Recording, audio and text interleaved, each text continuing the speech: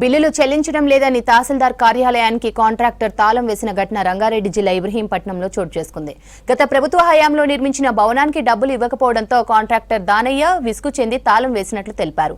దాదాపు 50 లక్షలతో పూర్తి చేసిన బిల్డింగ్కు బిల్లులు రాకపోవడంతో ఇబ్బందులు ఎదుర్కొంటున్నట్లు తెలిపారు. కొన్నేళ్లుగా తిరుగుతున్నా తమ సమస్యకు పరిష్కారం లభించడం లేదని ఆవేదన వ్యక్తం చేశారు. అధికారులు స్పందించి తనకు న్యాయం చేయాలన్నారు దానయ్య. పోలీస్ స్టేషన్ లో మాట్లాడుతుంటారు వాళ్ళు.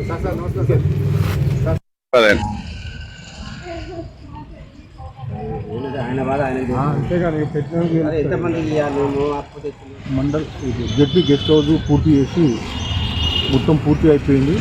దాని డబ్బులు 50 లక్షల రూపాయలు రావాలి. ఏ అధికారులు కూడా స్పందిస్తలేరు. అధికారులు మొత్తం చేయని చెప్పి చేపించి ఎంఆర్ఓ ఆఫీస్ శిథిలావస్థకు అయినప్పుడు ఎక్కడ లేకపోతే ఈ గెస్ట్ హౌస్కు పూర్తి చేయాలని చెప్పి ఈ గారు చెప్పారు. ఈ గారు ఆదేశాల ప్రకారం మొత్తంలో టోటల్గా 50 లక్షల రూపాయలు పెట్టి పూర్తి చేసిన గెస్ట్ హౌస్ పూర్తి చేసినా కూడా ఈ గారు కానీ ఎవరు స్పందిస్తలేరు. స్పందించకపోతే 50 లక్షల అప్పుకు మొత్తం ₹3 మిత్తి లేక నెలకు 1,50,000 రూపాయలు మిత్తి అయిపోతుంది.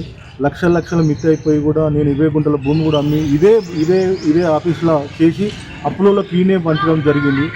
అదే కాకుండా మళ్ళా సరిపోతే కూడా మళ్ళీ నా ఎంజాల సొంతం ప్లాట్ కూడా 120 గజాల ప్లాట్ కూడా అమ్మి కూడా కడితే కూడా అప్పులు తీరకపోతే నా ఇంటికి వచ్చి కూడా అప్పులలో నానా అవస్థ పెట్టి నా ఇంటికి తాళం పెట్టి నానా అవస్థ పెడతా కూడా అని పెట్టి కూడా నన్ను కన్నా బాధ పెడుతురు.